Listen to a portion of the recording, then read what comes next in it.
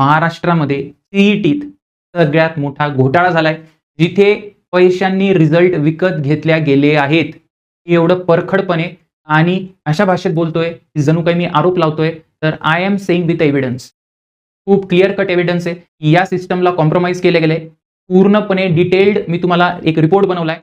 सगळ्यात पहिले काय झाले तर असे विद्यार्थी मध्ये आलेत मेरिट लिस्टमध्ये, ज्यांना फक्त ज्यांचा परफॉर्मन्स सीईटीला चांगला होता, ओनली इन सीईटी एक्झाम, त्यांना 10वीत पण चांगले मार्क नाहीत, त्यांना 12वीत पण चांगले मार्क नाहीत, त्यांना जेई मध्ये पण चांगले मार्क नाहीत. लेटेस्ट सी डेटा काय म्हणतोय.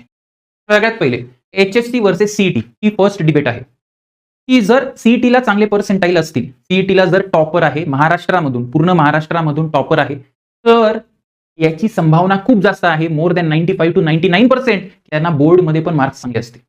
याला म्हणतात पॉझिटिव्ह कोरिलेशन. ठीक आहे, तसंच निगेटिव्ह कोरिलेशन पण असतं. जर सीईटीला खूपच कमी पर्सेंटाईल असले तर विद्यार्थी तेवढा सिरियस नसतो, तो बोर्डला पण कमी असतो. याचा डेटा हा बिलकुल मॅच करत नाही 2024 चा बघा. याचा रँक 3 आहे, ज्या विद्यार्थ्याचा रँक 3 आहे आणि ज्याचे पर्सेंटाईल आहे 100, म्हणजे टॉपर आहे. टॉपर महाराष्ट्रामध्ये 36 जिल्हे, असं समजा तुम्ही एखाद्या जिल्ह्याचा टॉपर आहे. तर आता जो जिल्ह्याचा टॉपर आहे, जिल्ह्याचा जो टॉपर आहे त्याला बोर्डमध्ये किती पर्सेंटेज पडतात? 45% पडतात.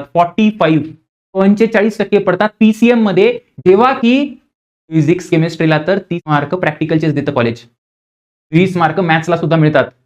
म्हणजे उरलेले मार्क सुद्धा न काढता फक्त 45%. अच्छा सर, ही एक केस आहे का? एक केस नाही, अशा अनेक केस आहेत.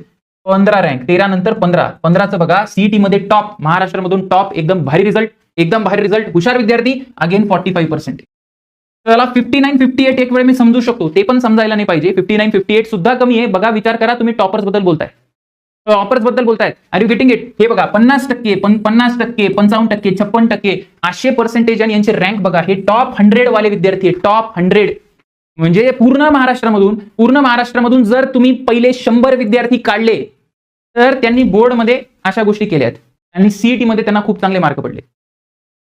दिस is not possible at all.